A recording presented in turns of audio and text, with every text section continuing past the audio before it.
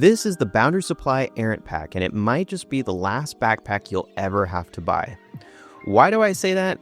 Well, because it can be an everyday carry bag, a travel bag, and even a creator's bag. One backpack that adapts to almost anything you can throw at it. Now, some of this versatility does come at a price cost. Now, is that cost worth it? Well, in this review, I'll walk you through the features, highlight the pros and cons I found from real-world use. Then I'll show you a couple of loadouts so you can see what this pack is really like in action. There's a lot to get through with this bag, from hidden pockets and straps to accessories that let you turn it into a mobile studio. So there are chapters in the description in case you'd like to jump around, but I'd recommend watching through because a lot of the pros and cons come throughout the video as I explore the features of the bag. Now, just to be upfront, I bought this backpack for myself and I've been using it for years, but Boundary Supply did send me some accessories to try out for the purpose of this review. But Boundary Supply had no say in the content of this video, so what you're getting here is real-world experience, no sugarcoating. So with all that out of the way, let's go ahead and dive in. We're going to start with the outside of the bag. So on the front, you do have these strap points to add on the aux compartment sling, and I will be doing a separate review of this bag, and there is some voodoo magic happening with these gator clips on this strap that they included with the aux compartment. So you'll want to make sure to subscribe and hit the bell icon to get notified of when that review goes live. But right under this front flap, you've got a fleece-lined pocket. Simple, no organization, just a quick spot for storage. Now, the entire flap does close with magnets, which is really clever and really satisfying when it does close. But there is a catch to how this closes, which I'm going to mention a little bit later in the loadout section. Now, over here on the side, we have a water bottle pocket. It's pretty tall with a little bit of stretch. And here's a water bottle just so you can get an idea. But it also fits a tripod pretty well because Boundary Supply actually gives you a little hidden strap right here to lock one down securely. So I love that it stows away when you're not using it. That way you don't have any dangling straps. So that's great. Now, make sure you stick around to the loadout section where I will make this into a full mobile studio and include that tripod on the side. Now, on the other side, you get a quick access zip pocket, perfect for wallet, pens, small tech, and this quick access does have one of my favorite features of this bag, which I'll show later. And then around back, you've got a discreet security pocket for a passport or cash. This is a pretty thin pocket, which is fine because this does sit on your back, so you don't really want to be putting thicker items in here. And then there is a hidden strap here as well, which will come in handy later in the travel loadout section. And then the back panel has these padded ventilated ridges, which I found pretty comfortable no matter what kind of loadout I had.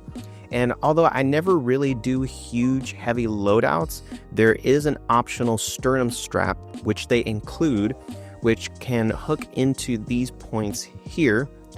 So a nice touch if you are carrying heavy loads. Now on the bottom, there is a separate compartment that is great for shoes or gym clothes. And if you don't use it, it does collapse flat, so that way it doesn't eat up the space on the interior. Again, really smart design by Boundary Supply. Now, speaking of the interior, on the flap here, there is a hidden Velcro pocket. Not fully sealed, so it is best for wider items like cables or maybe even like a small notebook. I do kind of wish that it was fully sealed just to give some extra peace of mind that things won't fall out. But for the most part, it's fine. Now in this area here, you don't really have any kind of organization, as this is really meant for some of their accessories that hook onto the little magnetic nubs here. So what they have available is their port kit to make it be part of a travel setup, or you can also do a camera insert if you're someone that likes to get their gear from the top rather than getting into the main section of the backpack. So speaking of that main section, we're going to get into the main compartment here. And right here at the top, you've got one of my favorite features of this bag, which is just one large mesh pocket. I'm a huge fan of these kinds of pockets at the top of a backpack. It's perfect for quick grab and go items like power banks, earbuds, but you can also put something like the X106 in here. It just works really, really well for a small camera where you can just quickly get into your bag, get your camera, and then put it back when you're done with it. And this pocket is even big enough to fit something like a Switch OLED. So we're dealing with a good amount of space and flexibility. Now, there isn't a ton of expansion with this pocket. You've got maybe 2 to 3 inches worth of expansion. So anything that you fit in there does have to be a little bit slimmer. Now, here on the back panel, we have 2 mesh pockets, which can also fit a Switch OLED. Again, it's almost like it's tailor-made for it. And then sleeves for a laptop and a smaller tablet, or even like a book or something like that. And then on the sides, we have 2 stretch pockets here where I've been able to put things like socks or maybe even like a really small tripod. You could even put the X106 in here if you didn't like to put it up top. So yet again, just more flexibility of what you can fit into this bag. Now, the laptop sleeve is lined with that same soft material from the front, and the whole thing locks with a magnetic buckle, so it just keeps everything feeling secure and safe. And I just love how it keeps the interior nice and tidy. Now, in this interior is where the accessories really come in. The optional camera cube here fits perfectly into this bottom. It attaches with 2 Velcro strips. Now, the strips aren't really there to lock it in place. If I were to turn this bag over and shake it, it would come out. It's more just there to keep the cube from sliding around. Now, the cube itself is a really, really padded and fairly customizable cube. It's too bad that the interior is all black on this cube. I do wish it was a lighter color just so camera gear can stick out from it a little bit better. But like I said, it does provide some really, really great customization. And if you saw my review of the Toshi Sling and you're wondering where I got those dividers from, it's actually this camera cube right here. So installing this into the bag really turns it into a legit camera bag. Now, there are a couple of quirks here that aren't necessarily deal breakers, but definitely something you should keep in mind. But before I get into those, I do want to mention that if you decide to make a purchase today, there are affiliate links down below which helps support the channel. And make sure to like and subscribe. It really helps out and lets YouTube know that you like this content and you want to see more of it. All right, so first off, I do wish that this top panel of this cube could come completely off, or maybe even like fold down and attach somehow. It works when you have the camera cube out and you're using it by itself. It just provides that much extra protection for your gear. But when you do have it in the backpack, it is kind of an extra thing that you have to like lift in order to get to your gear. I'll also mention that the cube is fairly thick and large, so it does cut into the interior space quite a bit. So where this bag may hold like a few days worth of clothing, if you have this cube in there, now it can really only hold like a single night's worth of clothing. So that is a little bit of a trade-off here. It also makes what was a pretty thin bag fairly thick.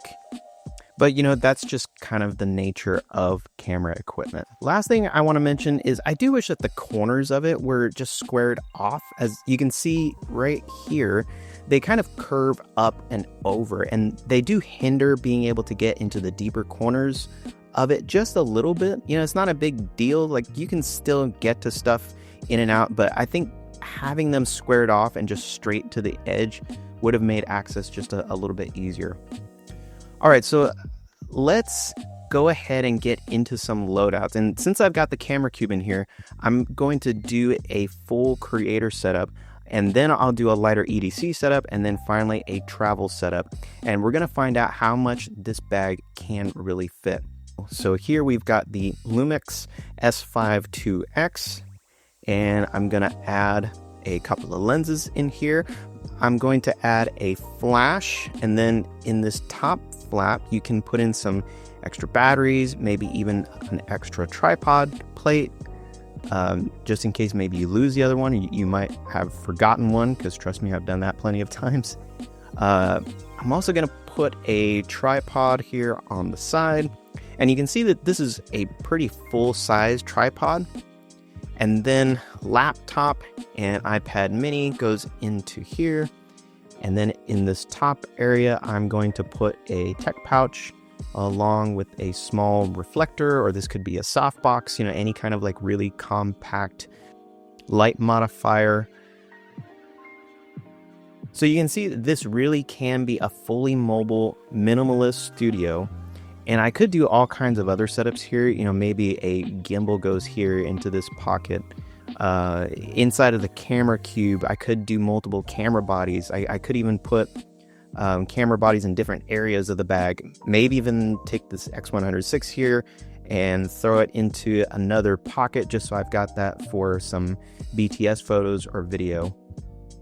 And right now, this doesn't even include that top load camera cube that they have available. So there's just a lot of flexibility here, where I could have just about everything I would want to take with me to a location shoot.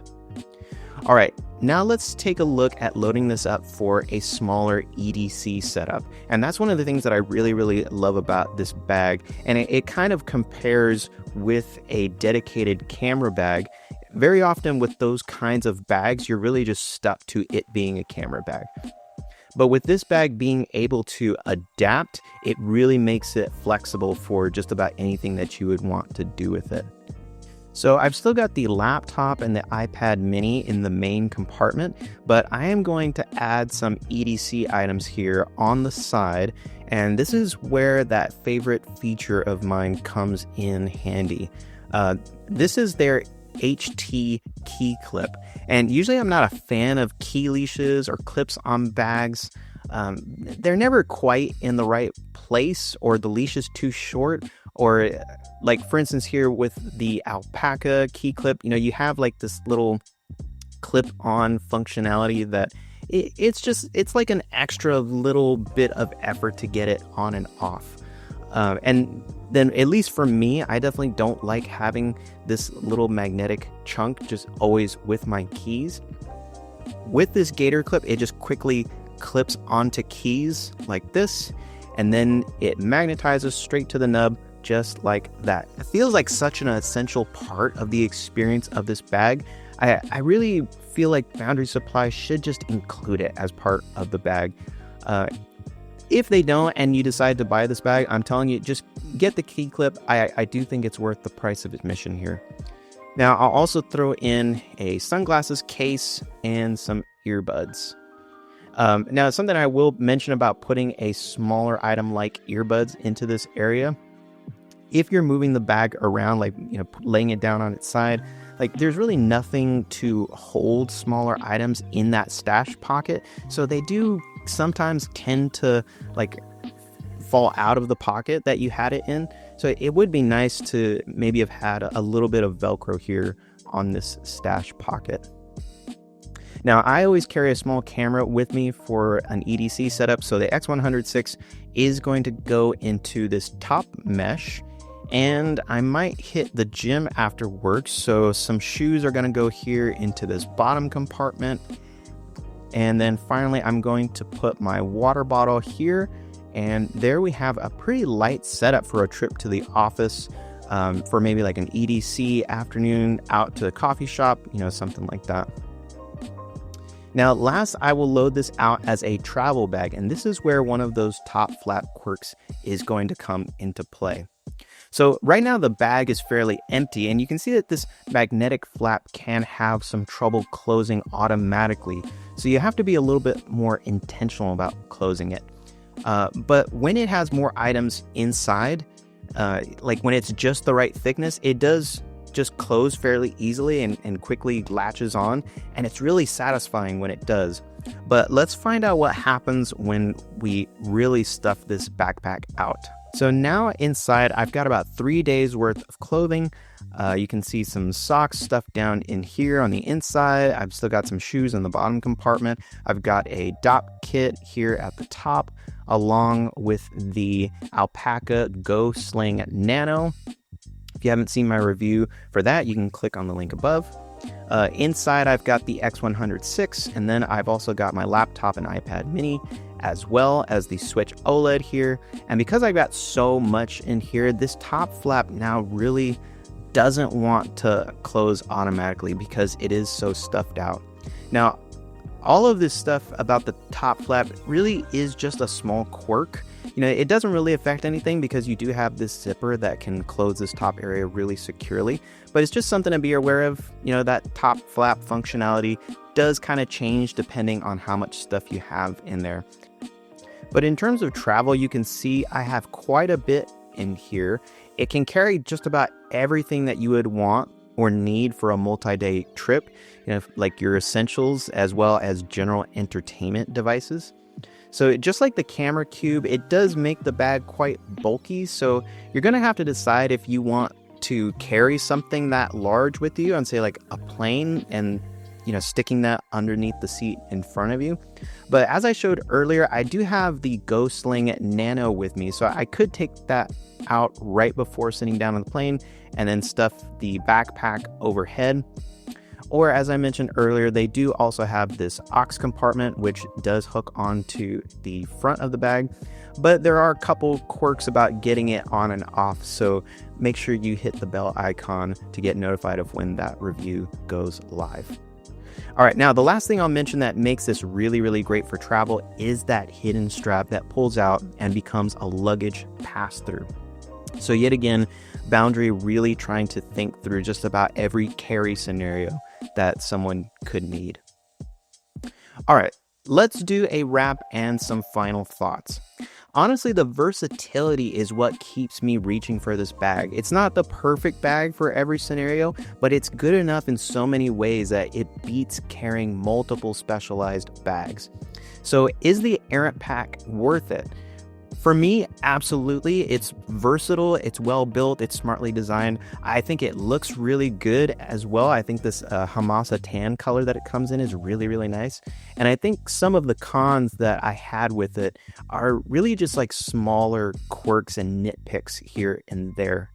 So for me as a creator, someone who likes to have a lot of functionality in their bag, who can take one bag and have it be an everyday carry, go to the office bag, and then make a couple of changes and suddenly it's a full-on camera bag, I think it's really hard to beat that kind of functionality.